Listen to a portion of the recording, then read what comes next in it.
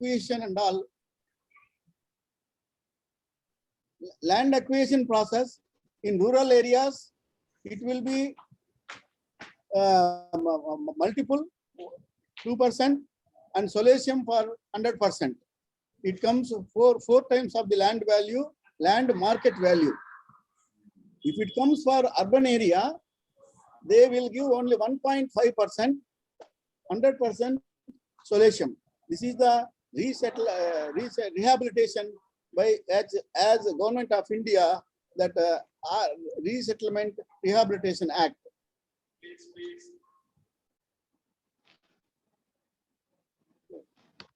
Presenter. Oh. Then social impact assessment. Social impact assessment, it requires for to identifying the in the infrastructure road sector. It depends on the what is the existing ROW. ROW, it seems that is right of way. What is the existing condition of the road widening, and what is the proposed road widening?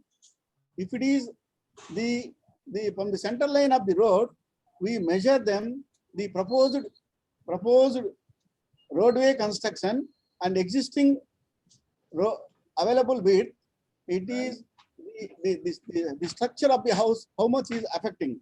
If the structure of house is affecting a 25%, we pay only for the partial compensation. If it is more than 25%, then we have to pay for 100%. Why it is only for 100%? If it is more than 25%, the entire structure will be affected because of by breaking them. So that they may require for the full compensation. That is for one the cost of the structure, cost of the land value, and remaining, that is rehabilitation cost. There is a relocation of the cost, then economic rehabilitation plan, then training, capacity building. That is the case for the resettlement and rehabilitation procedure in India. Whereas if it is because since this is a global in other countries, for example, I worked in Ethiopia. There the land is owned by the government, and people have been given the land on leased basis. There will not be any land acquisition cost, but there will be only for rehabilitation cost. That is the cost structure of the cost and the relocation cost.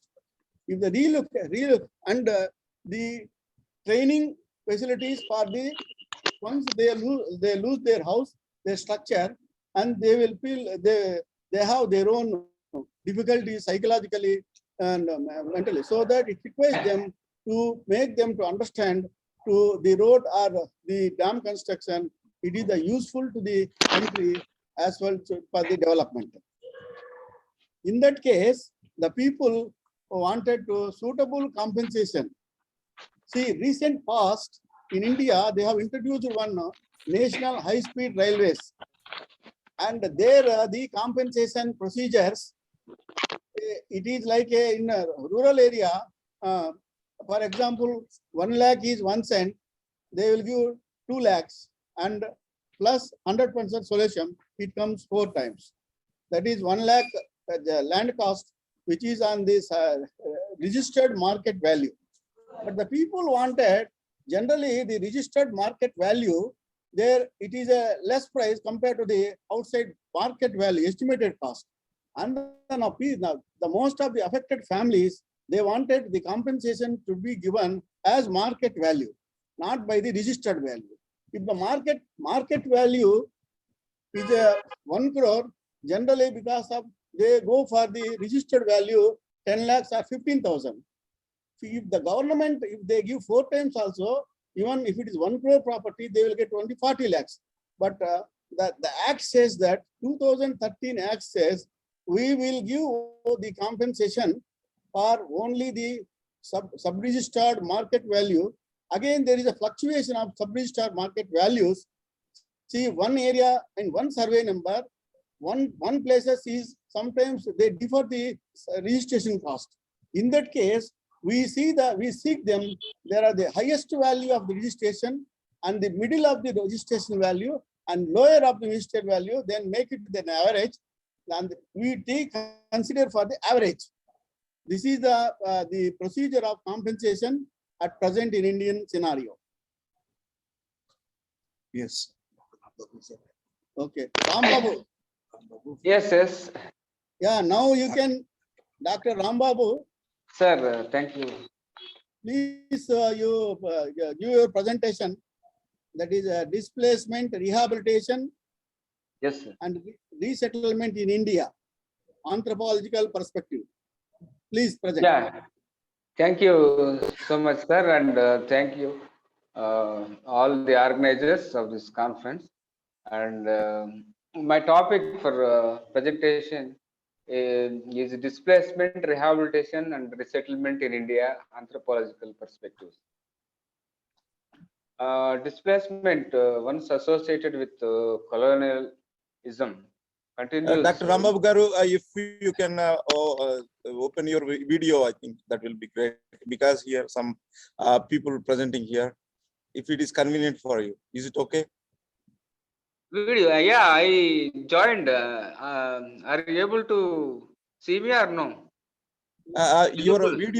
video, not able to we see. We see not able to see your video. Video, okay. Unmute your video. Okay. I got now. Yeah, oh, hi. Thank you so much. Yeah, I am not a technocrat. Okay, anyway, habituated. Okay, my topic for presentation is displacement, rehabilitation, and resettlement in India, anthropological perspectives. Displacement, rehabilitation, resettlement is a big subject, emerged as a big subject now, even though this has its roots in the colonial era. Okay. First time, due to time constraints and all, I'm unable to give PowerPoint presentation, and I give my oral presentation, and in my full paper I will submit soon, and then you can read that after publication. Okay. This topic has its roots in colonial legacy. First time in Bengal, in Bengal they started Bengal code, and in the name of development they bought the debate of constructing railways, and they want to acquire lands, and they used this Bengal code for the first time to acquire the land, and in turn this Bengal code led to Land Acquisition Act. Okay, in British time. This Land Acquisition Act continued up to 2013, when we got the LARR Act, Land Acquisition, Resettlement and Rehabilitation Act. So the historic roots are in colonial phase. They brought the development debate, and they brought the Forest Act first time, saying that we need to protect the forests. For that we need to bring a legal framework, strong legal framework, and so that we will get um, the long run forest produces environment and protection, everything they said. And after that they brought the development debate, and government can use forests in the name of shipbuilding and railway, laying railway lines, railway tracks, something. So after a colonial phase, we got independence, and after independence also we got the debate, development debate. We need to establish irrigation projects main, and we need to start industries. We need to go for mining, extract resources. All this for the prosperity of the nation, country. And what happened? Many people displaced due to this development induced displacement. The estimates reveal that more than 50 million people displaced so far, only exclusively due to development induced displacement. So these are not accurate figures. Our government officials also admit this fact, because many projects uh, deal by the state governments and central government. They may not be having the up-to-date statistics. Even with the state governments also, we don't get the proper statistics, because this shows the concern for the people displaced. Okay, whatever statistics available, those are very limited. So this is one of the lacuna. And another thing is, we are unable to provide proper resettlement and rehabilitation uh, rehabilitation for the displaced people. Interesting thing is, most of the projects remoted in remoted areas, specifically tribal areas, I can say. And many people, I think 50% people displaced are tribals, and other rest of the people, Dalits, and other weaker sections.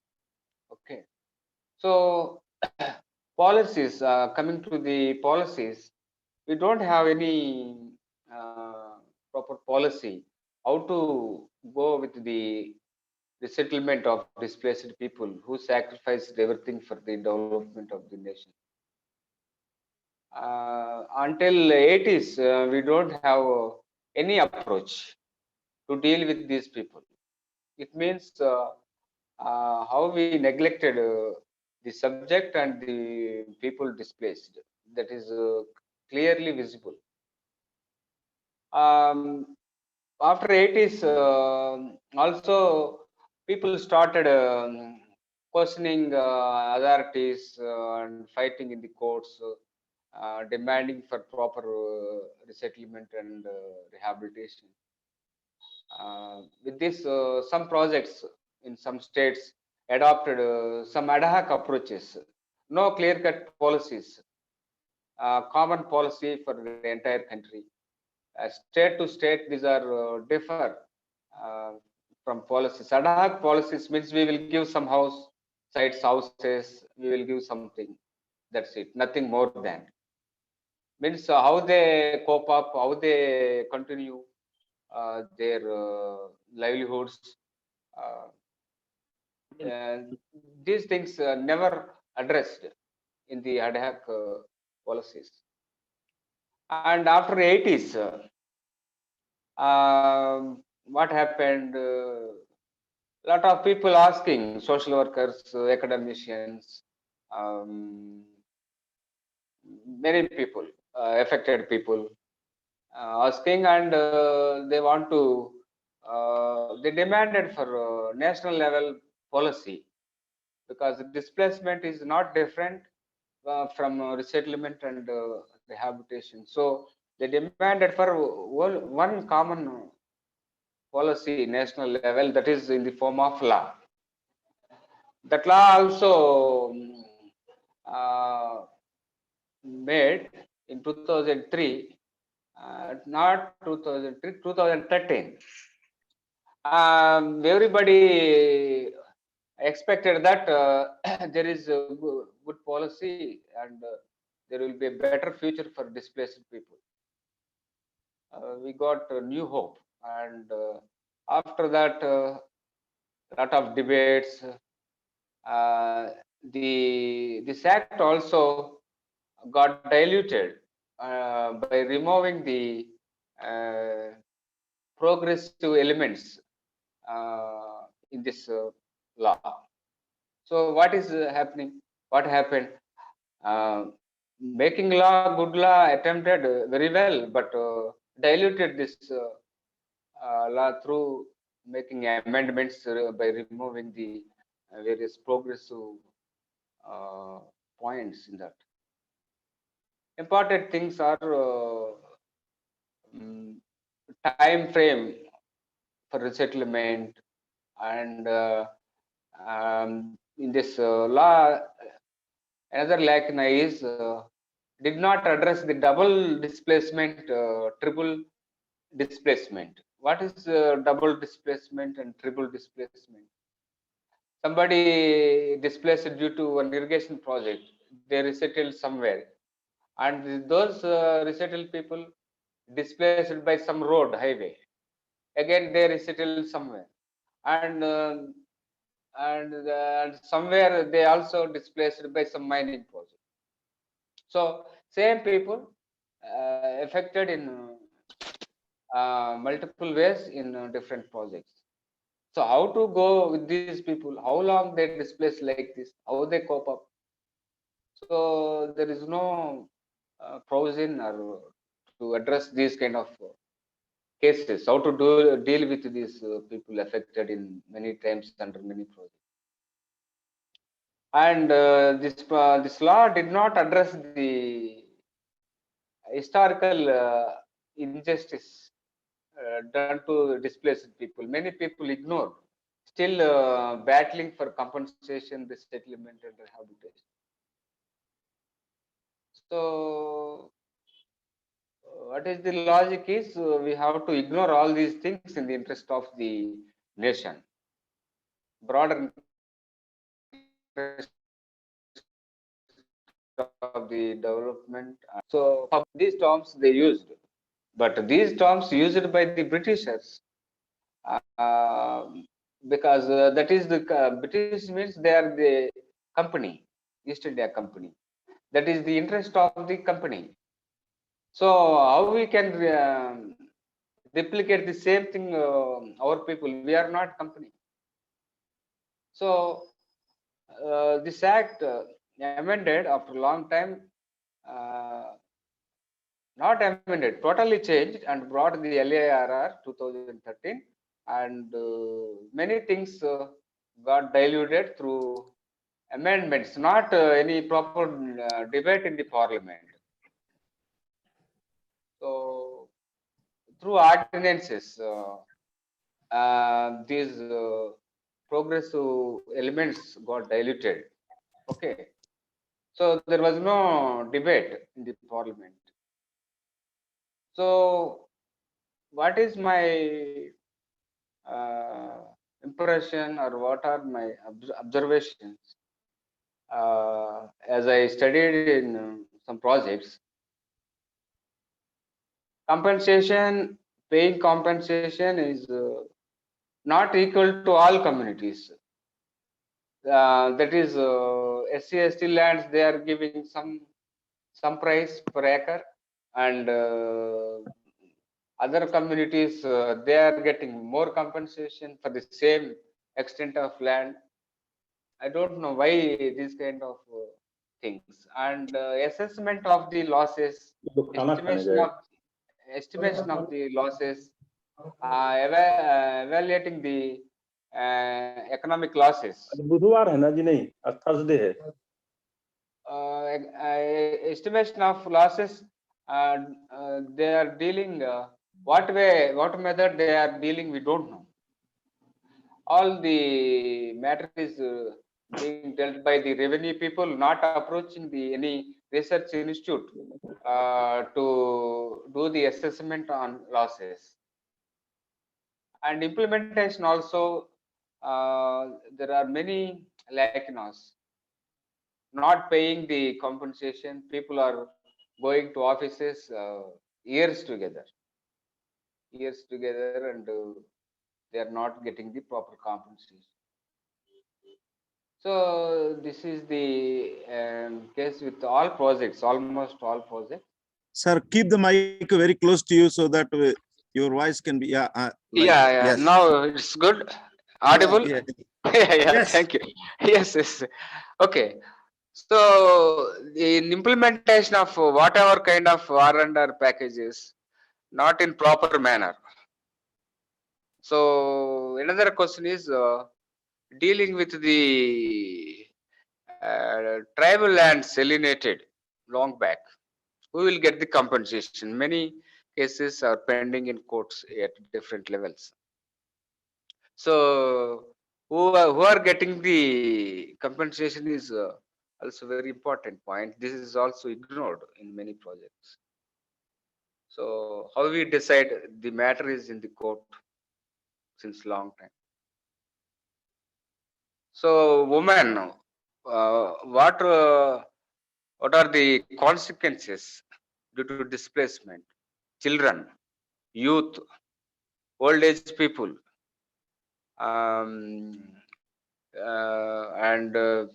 physically handicapped people. There are no special address mention of dealing these people in displacement. So we have a lot of experiences. We have a lot of research done by many scholars, but we are not in a position to use this research. So how to deal with this problem means we have to minimize the displacement. That is the one thing. First, we have to see what way we can minimize this displacement first, and then if displacement is unavoidable, what kind of package we are going to give. So this should be decided in the Gram Sabhas.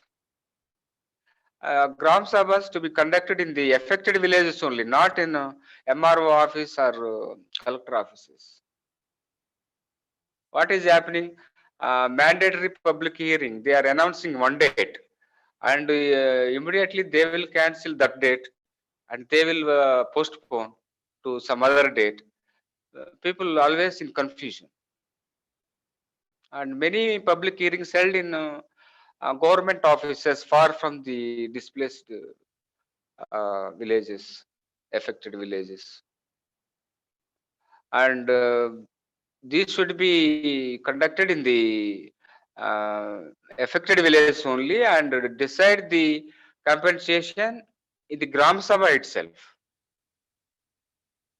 And then only government constitute committees for R&R implementation. So in this, all sections of people will be given equal importance in the committee as members, as representatives.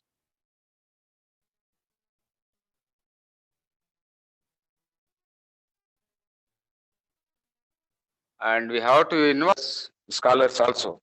The R&R committee will be the development committee, and this committee will execute all the plans required for resettlement colony. First thing is land compensation is very important. Land for land. If you lost land time, you also get at least 2 acres of minimum land. Now new policy, old policies, we have this. Now in this new policy, either land or compensation, only 2 options are there. Where we are going to more progressive policies, or we are reducing the whatever good policies we have earlier. That's also debatable thing. So we need to give irrespective of who lost the land, all families affected will be given minimum 2 acres, and we have to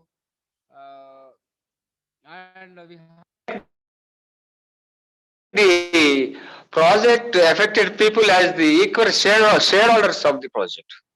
equal beneficiaries, first beneficiaries of the project. Suppose water is going to faraway places, electricity is going to faraway places. So first we need to fulfill the needs of the displaced people and their colonies needs. Then only someone else. But this is not happening.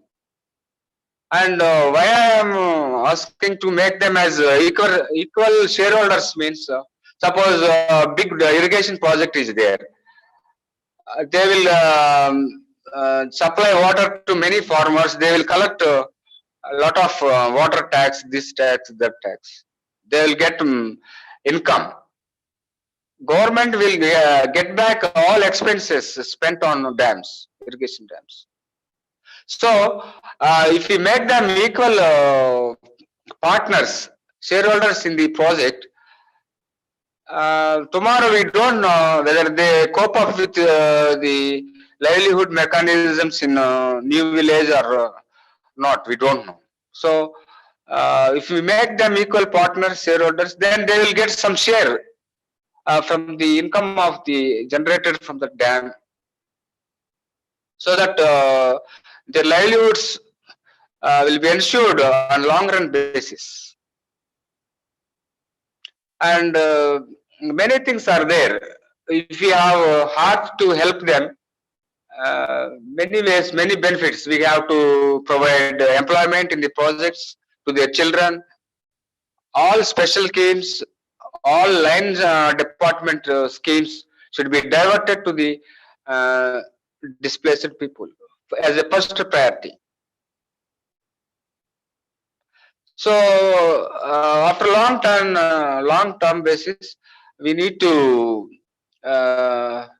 conduct the evaluation studies, recurring or most frequent assessment studies, how they are coming up, or they are going backward than earlier. So these things are there. So we need time to time, we need to conduct evaluation studies and how they are managing their livelihoods. And another problem I observed, problems with host villages. Somebody displaced, this village has to be shifted to some other village nearby, some other village. Those people are not accepting to bring the displaced people to their some other nearby villages, because they are telling that we have only a small patch of forest. If they come here, we won't get firewood also in future. And they are also telling that behavior of the displaced people, we don't know. If they bring them to our village, near to our village, tomorrow what will happen? We don't know. We are insecure. These kind of things are there. So this is uh, this includes big responsibility from government side as a prestige. When we displace someone, we need to take care of them 100%. That is our prime duty. Then you should not displace anyone. Okay. In many projects, the authorities, dam authorities, they are giving resettlement package money to some revenue people instead of ITDS, ITDA POs. Revenue people are not sharing any information with the ITDS people, and they are not ignoring. And so much money is there as part of compensation. They are not spending. They are drawing the interest from the R&R money and making their offices beautification. They are using this interest for beautification of their offices. Yeah, I observed in some cases. So if we want to help them, we can do a lot more things beyond policy. For that, we need heart. That is the main thing. We need to go by a big humanitarian approach. and also the appropriate government agencies should have the strong willpower to implement the best possible resettlement package to benefit the displaced people. Okay, in this process, I missed many points, I think, but all of a sudden, Rattai garu called me and he need to start. Yeah, I thought after 1 hour, anyway, these things will happen because of pandemic situation, network connectivity problems, many things.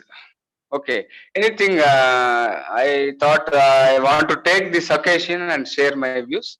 I don't know how far you understood from my talk. These are the common things. Okay. If anyone wants to ask any questions, they can ask.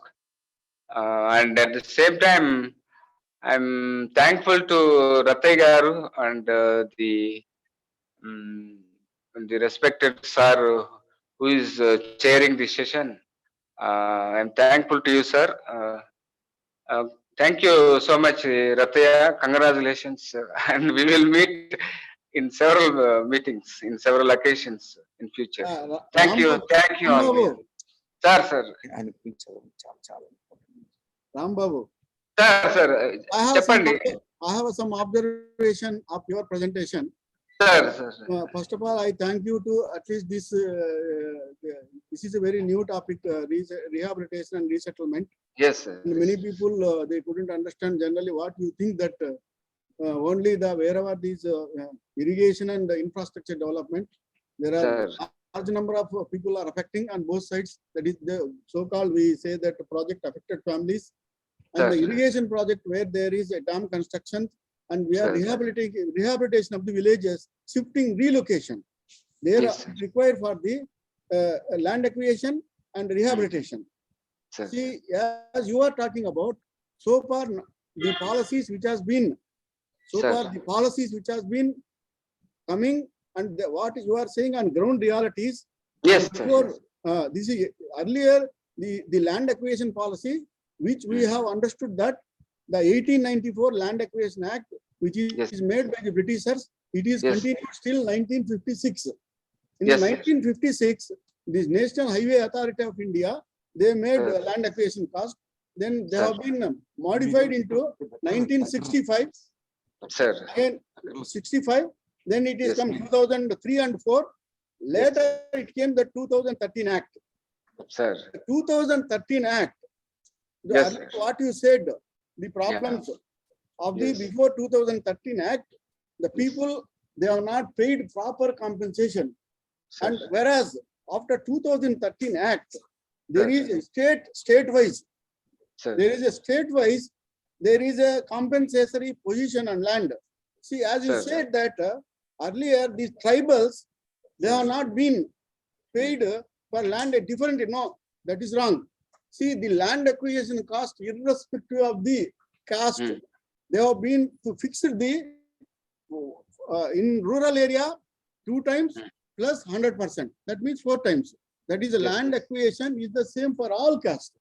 Whereas, whereas rehabilitation cost, it has been different. See, it depends on the economic, there are the economic rehabilitation grant for SC, ST, that is vulnerable groups, SC, ST, widowed, handicapped, they have been given extra additional cost. Whereas general category, that vulnerable cost will not be paid for the rehabilitation cost. In the case, again they go for the BPL. BPL also they have given additional training. As you said, once they have been replaced, mentally they have been disturbed. For which they have been conducted training programs and provided for income generation activities.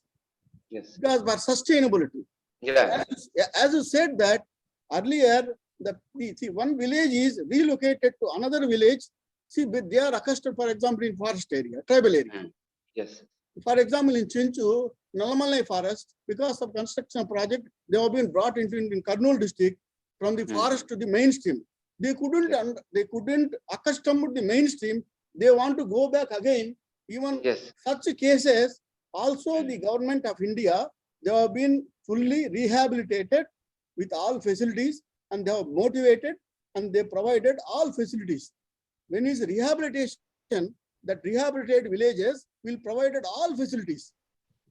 And in Yes. addition, because of they are depending on the forest, no, they can go to the forest, but they can come back to stay the rehabilitated villages. Yeah. These are my some observations of your paper. Yeah, I am adding, sir. In some cases, some people's in my interviews, they told there is a difference of payment towards compensation for land. 1 acre, same land, side by side villages. They fixed different rates. Okay, this may be prior to this policy, 2013. Okay. And another thing is, many villages, sir. Before 13 Act. Yeah. And another thing is, many tribal villages shifted from hilltops to plain areas. Example, Kondareddis in Khammam district, East Godavari district. So as many as 23 villages relocated from hilltop to plain areas. So after staying few years in resettled villages, they returned back to their earlier villages. Why they returned back?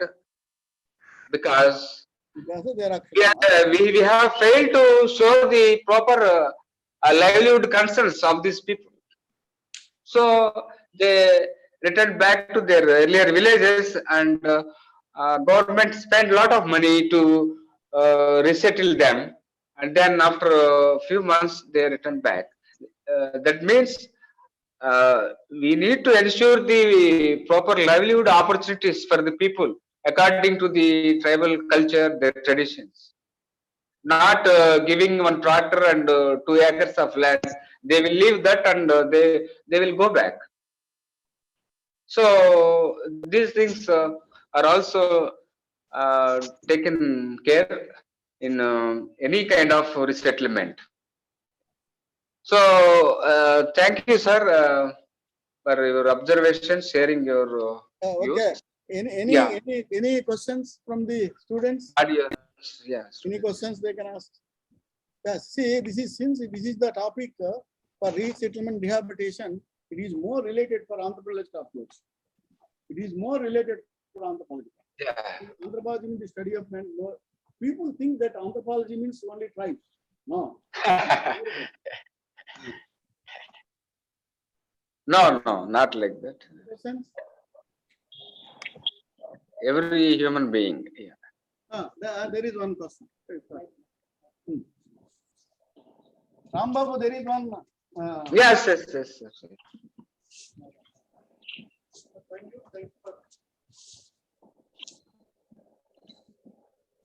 Sir, let it go.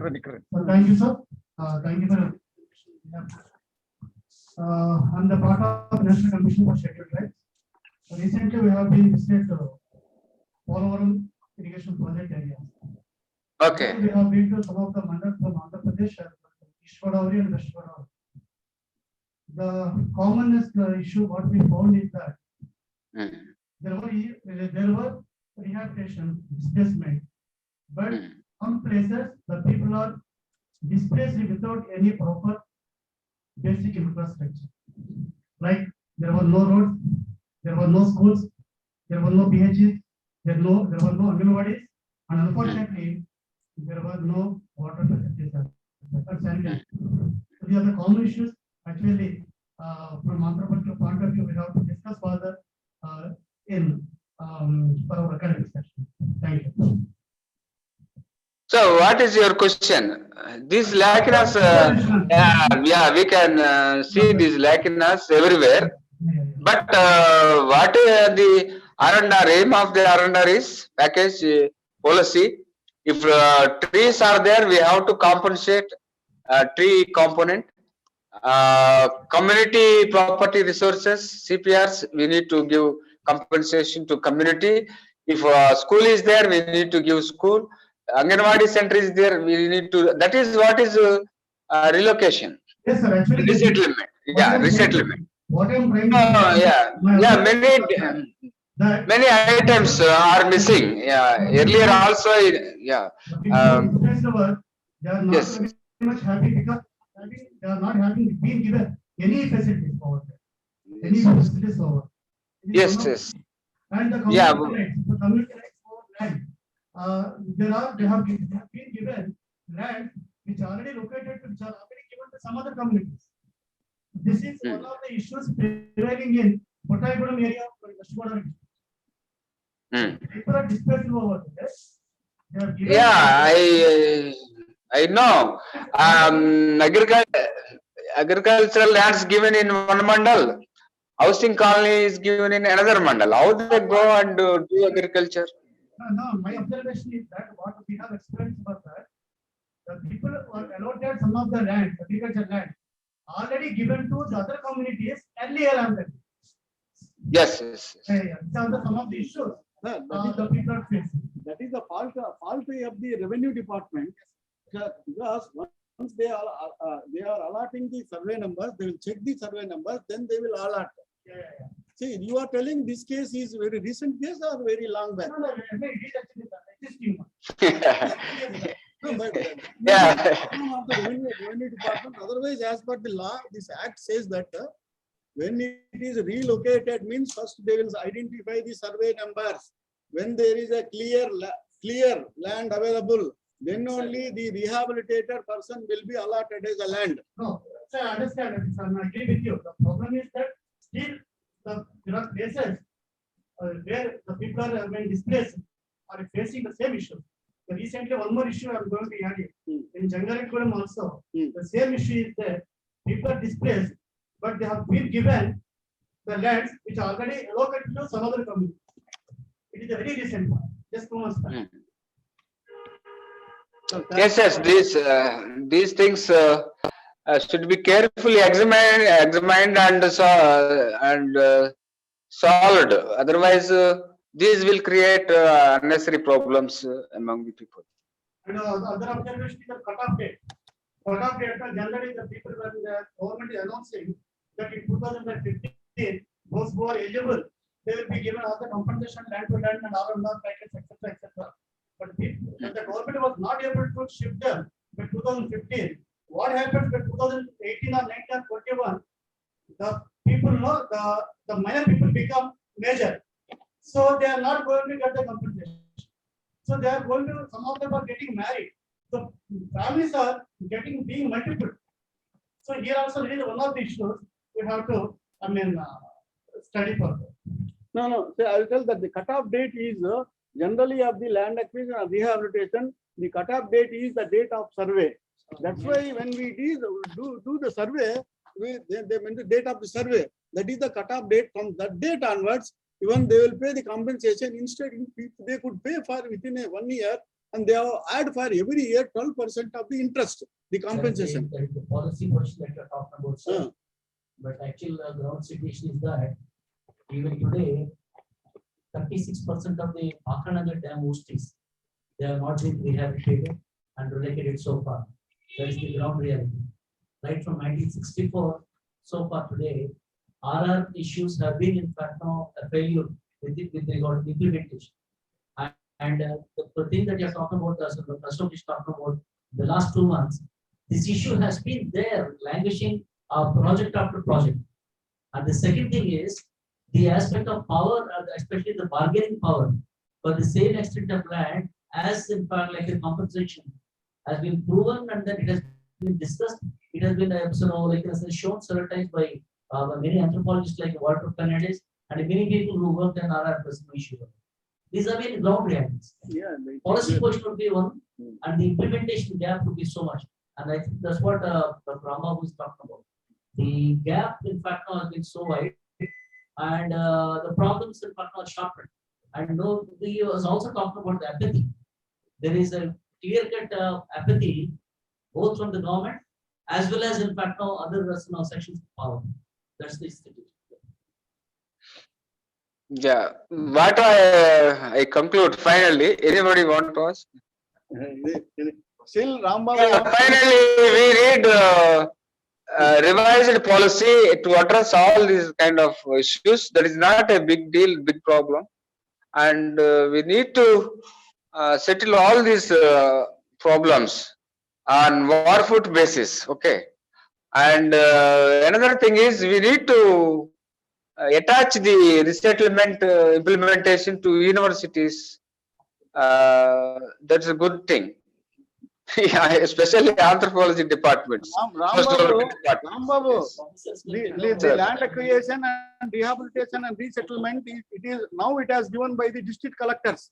Concerned district collector, all the information to be submitted to the district collectors, and they will issue the checks, and they are not giving by hand. It is a transferring of their accounts. Once they receive the amount, and they will be asked for relocate. See, the earlier acts and all, as you said, they decided the amount, they did not pay it. If they paid 1,000 rupees, they may write 1 lakh also. Isn't that was ended after this new act. There is that's why that is transparency. Resettlement, compensation, transparency, land acquisition, rehabilitation and resettlement 2013 Act. That's why they put for T. Yeah, in this sir, one small thing, one final word. See, if no land is there to lose, somebody weaker sections, they also given 2 acres in resettlement process without how much the extent they lost, because they house displaced. The earlier policy is saying that, but this was undermined in the new act 2013. Either compensation or land for land. Those 2 options they have given. Sir, land for land, earlier it was decided, as you said that your mandal, there is a land and they allotted after 100 kilometers away from your place, land for land cannot work out. At least they are getting for 4 times of the cost, they can get that amount. And also now the project affected families, they are demanded for employment, for sustainability. If there is no employment, one-time settlement rehabilitation cost, that is the cost of each family 5 lakhs rupees. See, earlier family means marriage, a wife and his children, unmarried children, and now they have been treated, if there is any widow also treated and separate family. If there are more than 18 years and above, treated another family. So that in one family, as per the law, it says that new policy, family means there are in a family, there may be 2-3 families, so that they will get the one-time compensation 5 lakhs per family into multiplied number of families. This is the new Sir, what I am trying to say, we need to go better than earlier. That is the process of evolution, and we have this good thing in earlier AP government R&R policy, maybe 2005. In that, they will give 2 acres to any person who lost the house in the village, irrespective of agricultural land they lost. And they also given compensation to the agricultural land, horticulture plantations, and 2 acres commonly given to all, only who lost the house in the village. So weaker sections, they also benefited 2 acres of land. So this was not here. And at the same time, people who lost the land, they have to choose one thing, either cash compensation or land for land, but not both. So where we are going? We are going backward to the previous policies. So what progress we achieve if we go like this? So because weaker sections, how they live without land, any support. So resettlement process has to take care of them in the broader perspective of their livelihoods. Yes. With this, I will stop, sir. And anyway, good debate held today, and I missed the earlier papers. Uh, if you want to say anything, sir, you can. Yes, sir. I welcome you. And another thing is, sir, many projects they are not conferring fishing rates. Fishing rates is a big debatable issue. In some reservoirs, they conferred fishing rights to the affected communities, displaced communities, and that should be followed in future resettlement aspect also. Yeah, fishing rights conferring to the affected people due to any irrigation project. Yeah. Yeah, totally. What I want to say is a win-win policy to implementation agencies and for the people affected. Okay, Rambabu, thank you very much. Thank you so much, sir. Thank you for giving this up. Ground realities and Sir. your experiences and your suggestions have been considered, and in Sir. our conference report also we will be highlighting and Sir. in the future the affected families Sir. they can be paid for a proper compensation, as you Yeah, suggested that land for land. But Yeah. in the new trend in the people, they are not accepting the land for land. See, for land, there is a problem. See, if they get their village land, it is okay, but they give the land where the government land is available. Generally, government land is available, see, that is uncultivated land. So that again, it is difficult for them. In that case, they opted for this compensation. That is 4 times compensation for the market value. No, sir. Government can buy land outside because see, your suggestions. sir, one small thing. When the dam is started, the downstream land cost increased 5 lakhs, 10 lakhs every year after announcement of dam downstream lands. But compensation, how much they are getting per 1 acre? Downstream, where the canal will go, by the side of canals, land cost increased tremendously, and compensation what we pay is always less. Thanks. So yeah, yes. Thank Okay. you, Rathi Garu. Thank you. Okay, dear Rambabu, thank you for your presentation. Thank you so much. So yeah, we Thank look you. forward to for your full paper, which will be very rich and in all aspects. Yeah. This is a very important topic. This is a very important topic, and the applied anthropological practice will really make positive difference in the lives of the people who are the victims of this displacement. So that's where we want to really make the positive difference in the lives of these people. They are very vulnerable due to multiple factors. So they need justice, not only social and economic, and all aspects of justice should be restored. So for that, our anthropological research and inputs and understandings will really help facilitate for them to acquire the normal life, to make their lives more in the progressive direction. Thank you so much. Yes. Thank you. Thank you. Thank you. Thank you. Thank you so much. Now, Lipika Nath is another person. Lipika Nath from Delhi University.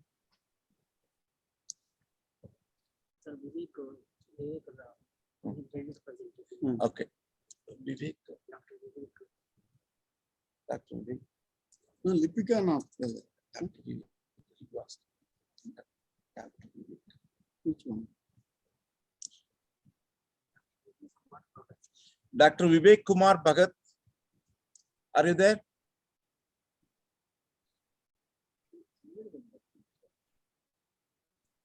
Yes, sir.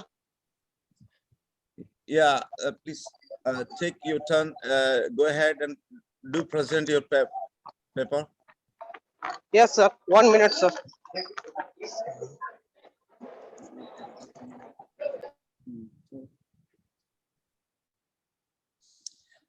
Please unmute your video.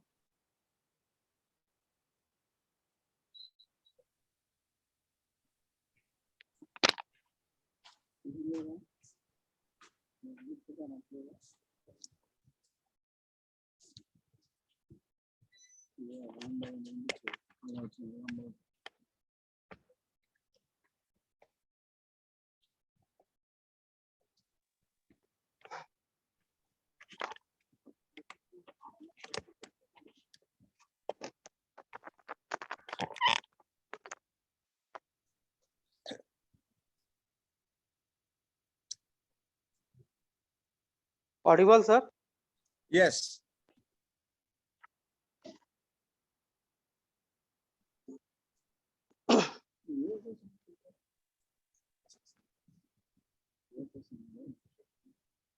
Good evening, every respected chairperson, sir.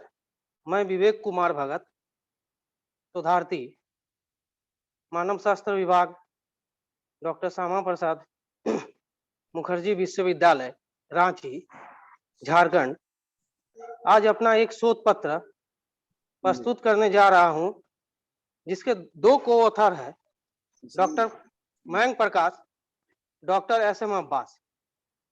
मैं अपना शोध पत्र oral ही present कर रहा हूं, बजाय PPT के। Kindly keep the mouth very close to you so that your voice will be much louder. Yes, I think that should serve the purpose. Yes, sir.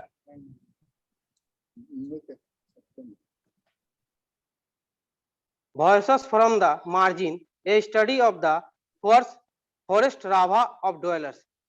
हांसिए ध्वनि डुअर्स के वनवासी राभा समाज का एक अध्ययन। पेपर थोड़ा नीचे रखो, तुम्हारा मुंह नहीं दिख रहा है। Okay okay. मेरा यह शोध पत्र उत्तर बंगाल के डुअर्स स्थित अलीपुर जिले के कालचिनी प्रखंड के वन ग्राम उदाल बस्ती के राभा के अध्ययन पर आधारित है। सर्वप्रथम मैं राभा जनजाति का परिचय देना चाहूंगा। परिवर्तन प्रकृति का नियम है तथा यह सकारात्मक एवं नकारात्मक दोनों हो सकते हैं। किसी भी समाज, देश व विश्व में कोई भी न सकारात्मक परिवर्तन जो प्रकृति और मानव दोनों को बेहतरी की ओर ले जाता है, वही वास्तव में विकास है। सामान्यतः विकास राष्ट्र का प्रयोग द्वितीय विश्व युद्ध के बाद सामाजिक, वैज्ञानिक, अर्थशास्त्रियों, नीति नियोजकों द्वारा किए जाने लगा। सतत विकास, मानव विकास, सामाजिक विकास, आर्थिक विकास, सामुदायिक विकास, राजनीतिक विकास जैसे अलग अलग शब्दों का प्रयोग कर विकास की विभिन्न परिभाषाएं दी गई। संयुक्त राष्ट्र संघ के अनुसार विकास का तात्पर्य है सामाजिक व्यवस्था, सामाजिक संरचना, संस्थाओं, सेवाओं की बढ़ती क्षमता है जो संसाधनों का उपयोग इस प्रकार से कर सके ताकि जीवन स्तर में अनुकूल परिवर्तन आए। इनके अनुसार विकास एक जटिल प्रक्रिया होता है क्योंकि यह विकास आर्थिक, सामाजिक, राजनीतिक और प्रशासनिक तत्वों के समन्वय का परिणाम होता है। आदि मानव युग से लेकर वर्तमान युग तक विकास की प्रक्रिया विभिन्न स्वरूपों में निरंतर चली आ रही है। जहां तक राभा के विकास का प्रश्न है, उससे पूर्व राभा का संक्षिप्त परिचय यहाँ आवश्यक प्रतीत होता है। राभा भारत के उत्तर पूर्वी इलाके, विशेषकर असम एवं उत्तर बंगाल की एक अस्थायी जनजाति है जो जंगल एवं उनसे सटे गांवों में निवास करती है। यह मुख्यतः जंगल पर ही आश्रित है। राभा एक मंगोलॉयड प्रजाति है। इनकी भाषा कोचक्रो है जो चीनी, तिब्बती, बर्मी भाषाई समूह के अंतर्गत आती है। इसके साथ साथ ये लोग बांग्ला, हिंदी, सादरी भाषा का प्रयोग करते हैं। राभा जो एक जंगल से जुड़ी हुई जनजाति है तथा इनकी हर क्रियाएं वनों पर आश्रित है। वे लकड़ी, ईंधन, चारा, कंदमूल, फल सभी चीजें जंगलों से प्राप्त करते हैं। इसके अलावा शिकार संबंधी अपनी सभी क्रियाकलाप जंगल पर ही अर्जित करते हैं। सामाजिक स्वरूप की अगर बात की जाए तो यह समाज मातृसत्तात्मक है, मगर अब धीरे धीरे परिवर्तन आ रहा है। आज राभा जनजाति मातृसत्तात्मक से पितृसत्तात्मक की ओर अग्रसर हो रहे हैं। राभा जनजाति मुख्य रूप से 8 उप शाखा में बटी हुई है, जिसके प्रमुख है कोच राभा, पानी राभा, पाती राभा, माइतोरी राभा। अतः प्रस्तुत शोध पत्र राभा जनजाति के सामाजिक, आर्थिक, शैक्षणिक विकास को दर्शाता है, साथ ही विकास योजनाओं की वस्तु स्थिति का मूल्यांकन करता है। विकास योजनाओं के क्रियान्वयन में उत्पन्न बाधाओं को प्रकाश में लाने का भी प्रयत्न करता है। किस प्रकार से ये विकास योजनाएं राभा के संपूर्ण आयामों पर प्रभाव डाल रही है, इसकी विवेचना भी की गई है। अब मैं थोड़ा लक्ष्य एवं उद्देश्य पे आता हूँ। वर्तमान में पहला, राभा जनजाति के सामाजिक आर्थिक विकास के स्तर एवं वास्तविकता को जानना। दूसरा, सरकारी विकास योजनाओं कार्यान्वयन की वस्तु स्थिति को जानना। विकास उन्मुख योजनाओं एवं विभिन्न कारकों के परिणाम स्वरूप आए बदलाव को प्रकाश में लाना। अब मैं विशेष विश्लेषण और तथ्य पे, विकास एक मूल्य आधारित शब्द है। किसी वस्तु में निहित अंत विरोध के परिणाम स्वरूप जो नई अवस्था आती है उसे विकास कहते हैं, और यह विकास हमेशा एक दिशा में होती है। विकास पहली अवस्था को समाप्त कर नई अवस्था लाता है, जिसे theory of negation and negation कहते हैं। विकास से हमारा अभिप्राय किसी व्यक्ति अथवा मानव जाति की सामाजिक, सांस्कृतिक, आर्थिक, राजनीतिक, मानसिक, स्वास्थ्य, शैक्षणिक स्थिति में गुणवत्ता एवं परिणात्मक परिवर्तन है। यह परिवर्तन स्वतः नहीं वरन विकास योजनाओं के माध्यम से उत्प्रेरित होता है। राभा के सामाजिक व्यवस्था में परिवर्तन। राभा जनजाति, जो कि मंगोलियन प्रजाति के बोडो समूह की एक प्रमुख जनजाति है, अपने मातृसत्तात्मक स्वरूप के कारण जानी जाती है, जो एक वर्तमान में पितृसत्तात्मक की ओर अग्रसर हो रहे हैं। परंतु कुछ रिवाजों में आज भी मातृसत्तात्मक के लक्षण इनमें स्पष्ट रूप से दिखाई देते हैं। खासकर आज भी संपत्ति का हस्तांतरण माता से छोटी पुत्री को जाता है एवं अन्य पुत्रियों में भी वितरित होता है, परंतु दूसरी और वंश नाम अब पुत्र एवं पुत्रियों को पिता से भी प्राप्त होने लगा है, जो कि संस्कृति ग्रहण, संस्कृति संपर्क एवं आधुनिकता के प्रभाव के कारण हो रहे हैं। राभा जनजाति कई गोत्रों में बटे होते हैं तथा समान गोत्र में इनमें विवाह संबंध निश्चित था, जो अब परिवर्तित हो रहे हैं। अब राभा युवक अपनी पसंद से समान गोत्र में भी वैवाहिक संबंध कर रहे हैं। इतना ही नहीं, आज इनके मध्य अंतरजातीय विवाह का भी प्रचलन बढ़ा है, जिससे सामाजिक मान्यता प्राप्त हो रही है। लेकिन पहले ऐसा प्रतिबंध था, नियम का उल्लंघन होने पर समाज उसे दंडित करती थी। वहीं आज पारंपरिक पंचायत मारांग सोंग व्यवस्था के स्थान पर त्रिस्तरीय पंचायत व्यवस्था है। आधुनिक पंचायत व्यवस्था ने इनके पारंपरिक मूल्यों को स्थान नहीं दिया है। राभा महिलाएं एवं स्त्रियां प्रारंभ से ही पुरुषों से भी ज्यादा आर्थिक क्रियाकलापों में मेहनत करती आई है।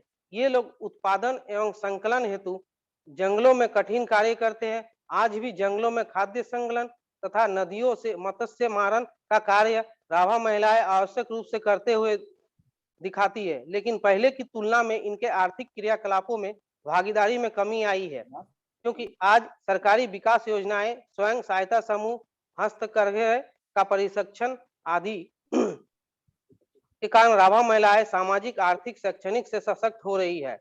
वहीं दूसरी ओर पितृसत्तात्मक समाज की ओर परिवर्तन होने से राभा महिलाएं घरेलू मामलों में निर्णय लेने की स्थिति में कमी आई है। 3 दशक पहले डुअर्स के राभा जनजाति के वन ग्राम में ईसाई मिशनरियों का आगमन हुआ और राभा जनजाति के पारंपरिक प्राचीन धर्म में व्यापक परिवर्तन होने लगा। धीरे धीरे जनजाति प्रकृति पूजा, जंगल की पूजा त्याग कर ईसाई धर्म अपनाने लगे। वर्तमान समय में वन ग्राम उदाल बस्ती में आधे से ज्यादा परिवार ईसाई धर्म को अपना चुके हैं। उदाल बस्ती में कुल विवेक कुमार जी, थोड़ा कंक्लूजन जल्दी कीजिए। यस यस यस हाँ। Sir, yes sir, yes sir, yes sir, yes sir, yes sir, जी sir.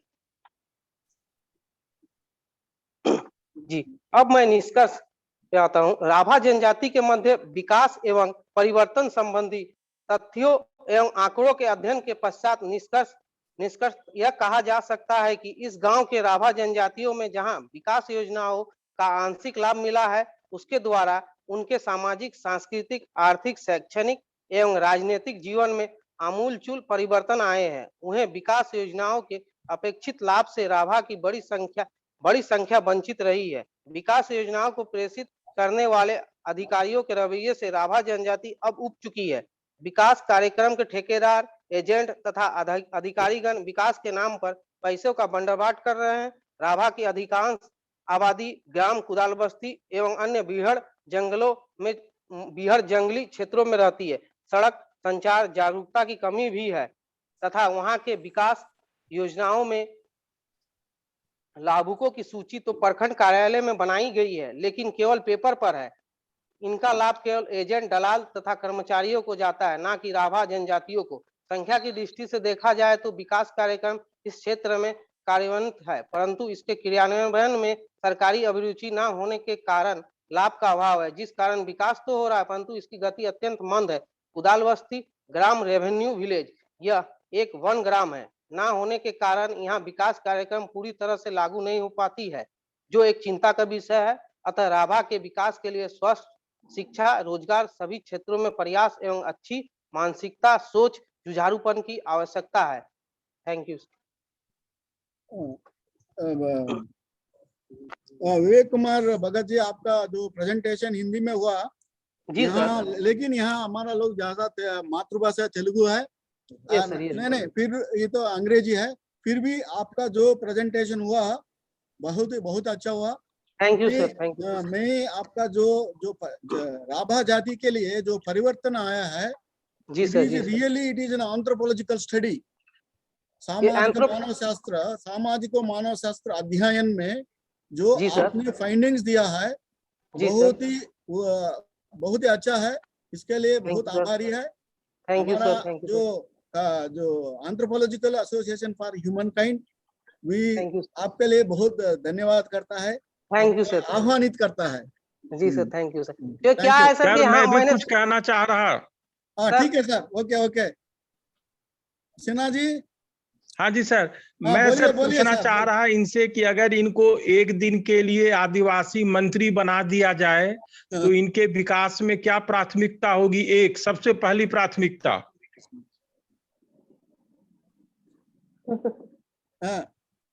This is your question और सजेशन? नो, दिस इज माय क्वेश्चन। अच्छा, विवेक जी आंसर कीजिए।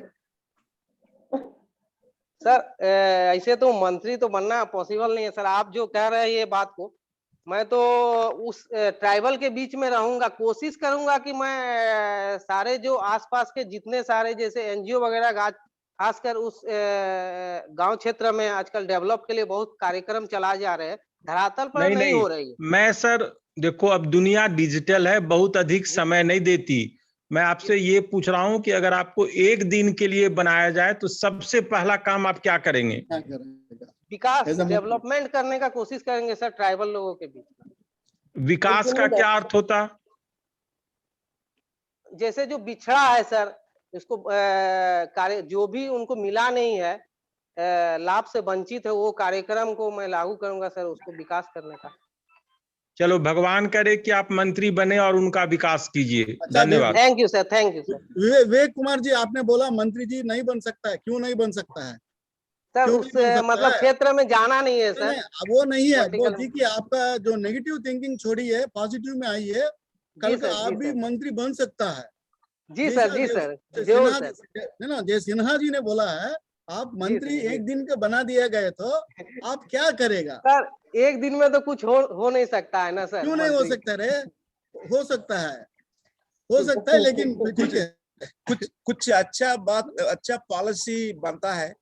जी सर, जी सर। चलो, ओके, थैंक जी यू विवेक कुमार जी। एक्चुअल हम सर लोग का- मैंने नहीं, मैं सुनिए, सोचा हम कि- 2 दिन हाँ, से अंग्रेजी सुन के थोड़ा टाइड हो गया था।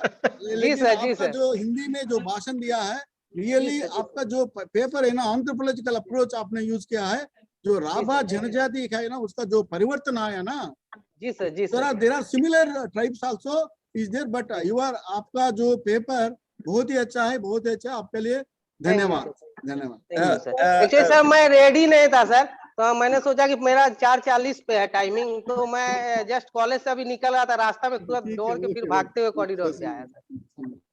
Okay. Thank you, Vivek Bhagat ji. Okay sir. Now I request Lipika Nath, to do your presentation. Lipika Nath is a student from Delhi University, and she was a student of International Institute of Anthropological Applications as well. So yeah, take your time and do presentation, dear Lipika Nath. Her paper is Vanishing Dependency, Changes and Continuous Among Kora tribes in terms of their ecological reliance. Good evening to all of you. Am I audible? Yeah. Yes. Okay, so I will be presenting my. Please enable my screen sharing. I'm not able to share the screen. Yeah, sure. No problem. Go ahead. If you can share, I have sent you my. Okay. I have sent you my presentation. Okay.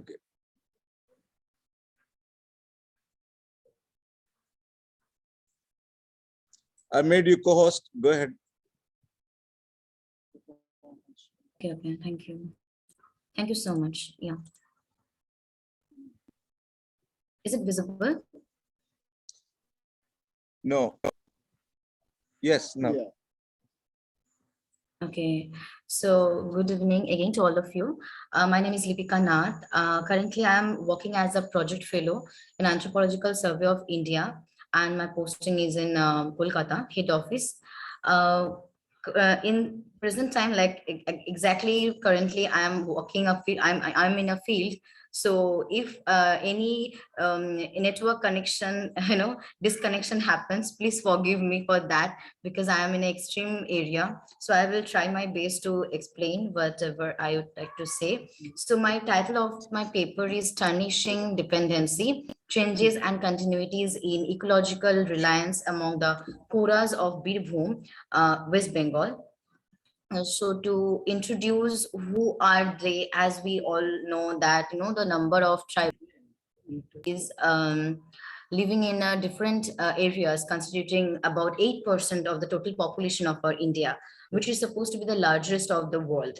We know all that, but and along with that, the continuous effort from the government of India to bringing them up towards the mainstreaming has provided a lot of opportunities to the tribal communities, a lot of developmental facilities in order to provide an upgraded lifestyle from that of a primitive ones for them.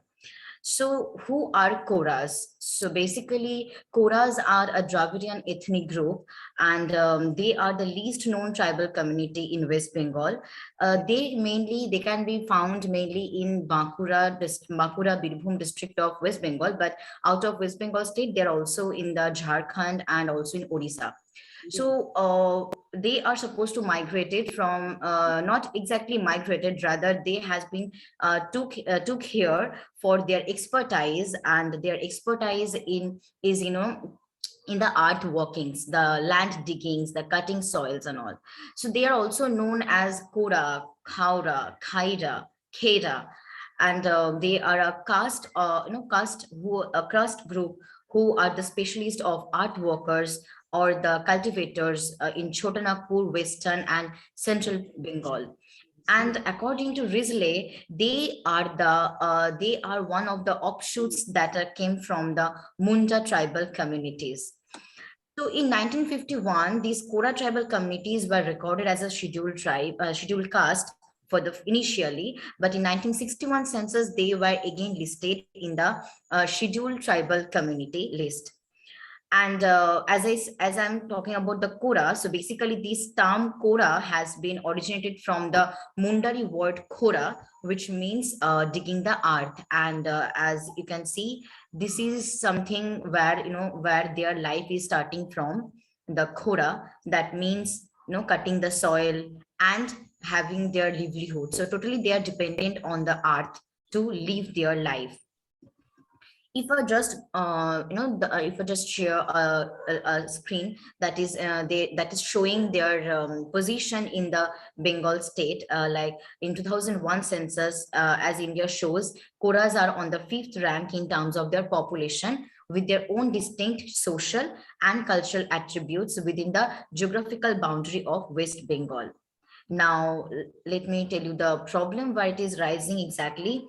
As the Koras, similar to many of the tribal communities of West Bengal, they are also being continuously in contact with neighboring communities. Neighboring communities such as farming communities and a large number of specialized manual industries. So what is happening because of that, because they are exposing to the outside people, they're actually losing what is their own expertise.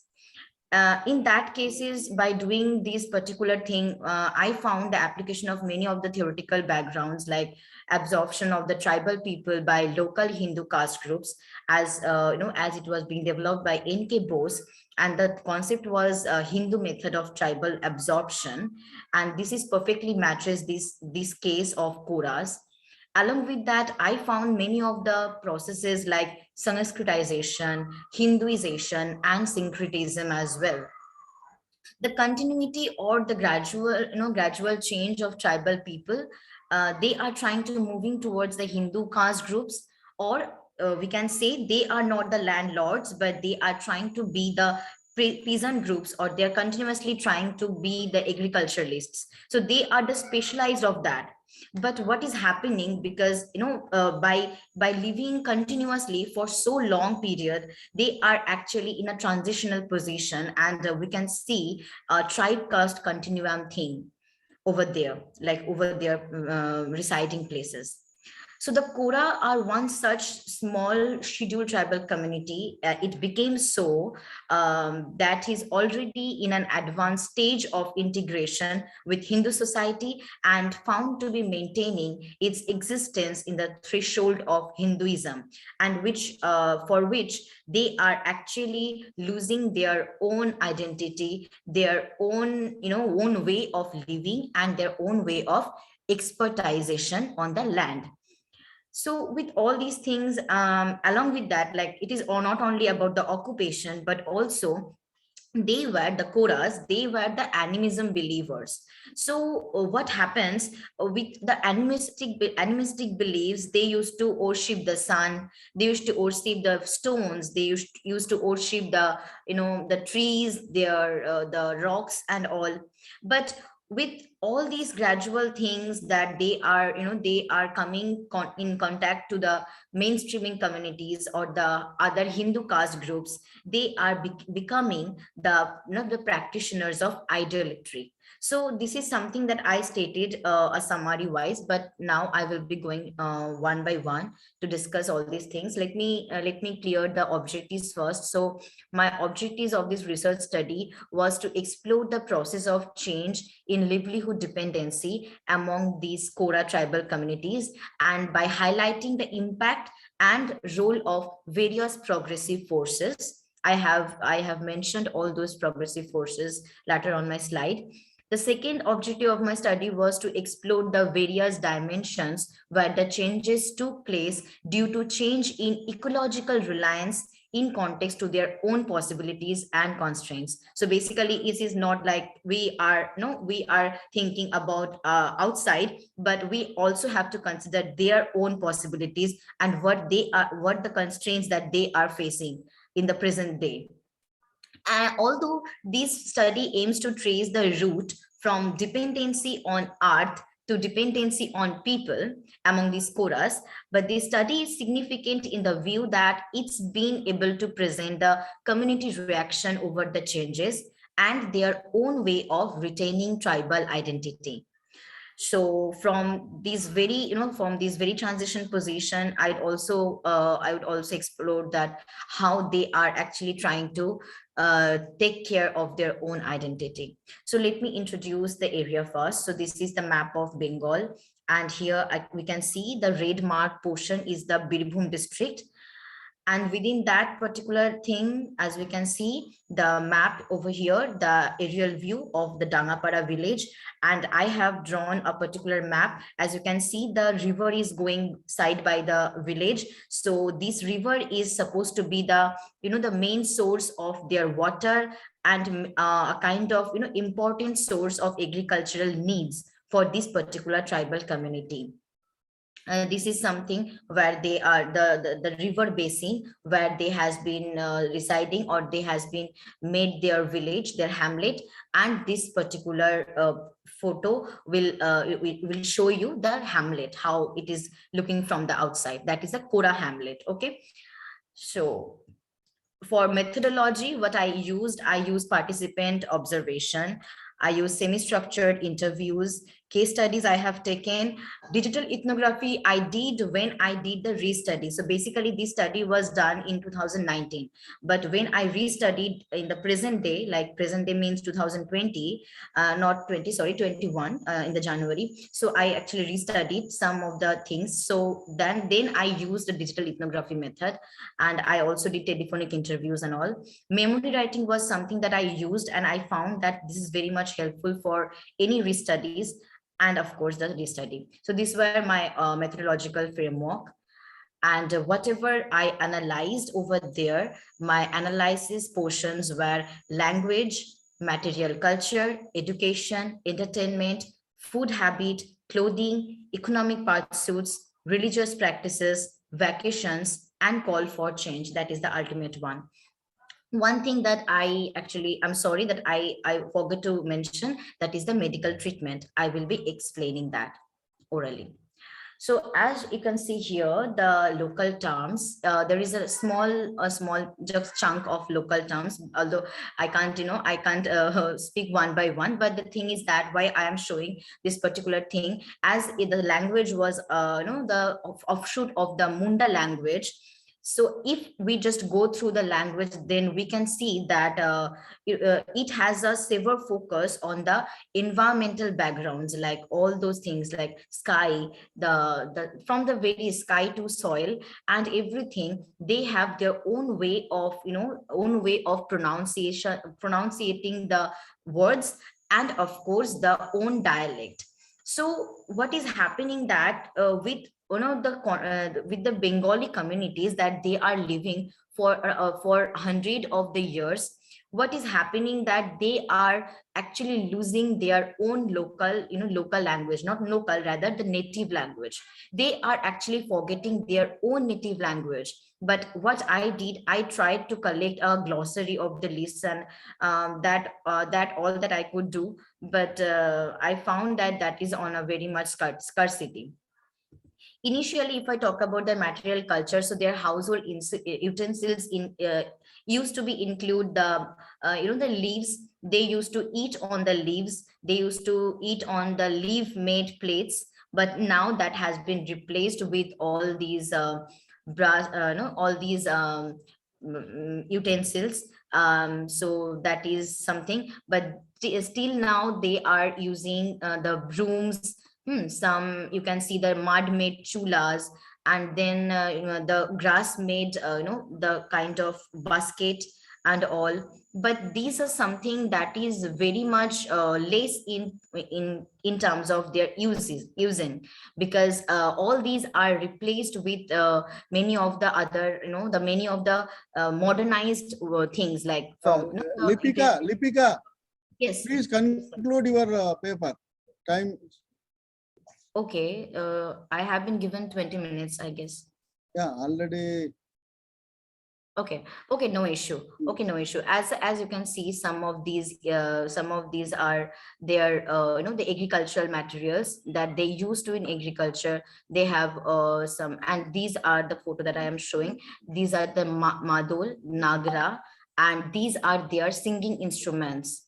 Okay, singing instruments. Then let me just quickly review these all. These are some of the photos that I tried to make some, some arrangements on that. So basically what happened then, initially they didn't have any primary schools, but now they have primary schools in their own village. But the lack of problem is that, not lack of problem, rather the problem is that they doesn't have their own native learning. So there is no one who can learn them on their own native language. That is a very kind of issue. They are actually having, they are receiving the midday meal. They are also receiving the primary health checkups, everything that they should receive from the government. But the problem that I found to be, very much important is that they doesn't have the right to learn in their own native language. So there is no teacher on that. What I was talking about, the entertainment. So entertainment, if I just talk about, they had their own, they had their own musical instruments. They had their own way of music and dancing. But with the modern day musics, like modern day amalgamation, they are actually forgetting their own traditional dance patterns, their own traditional music festivals. And same for the medical treatment as well, because they are actually, losing their belief on the medicine mans. They are actually losing their, their faith or the, the learning or the knowledge on the ecological ecological systems or ecological background, that whatever they are having. And clothes and food habits are also have some. If I would have more time, I would be explaining all those things. So religious practices, I have also made some arrangements. Like they used to believe in, as I said earlier, that they were the animism believers. So they used to believe in Marang Buru, which is a large tree. But now all of their religious festivals has been replaced with the idol tree, which is being influenced from the Hindu caste groups. So, and same for the their agriculture practices as well. Earlier they used to practice all these agriculture practices on their own hand. They used to cut the soil manually. They used to do everything on their manually. But for like developmental activities that has been done from for the present day, the threshing machine has been replaced their manual laboring. And somehow, or directly or indirectly, they are actually losing their expertise, because no one is hiring them to cut the soil. No one is hiring them to cut the grasses, because all have been replaced with the threshing machines. So the ultimate result that I found is that, the Sanskritization was the internal force that lead to this cultural transformation. And that actually lead to the assimilation, which resulted the transformation in the economic lifestyle. And of course, through all these things, we have they have been replaced from the reliance on earth to the people, because they are no more reliant on the art activities, because they have their own own dependency on the people who will hire them for their own expertises. So there is a crisis of that. And ultimately we can find a social change at the community level, and which will present the scenario that they are losing their ecological dependency to the machinery living. They are also trying to living on a machinery basis. And these are the key factors that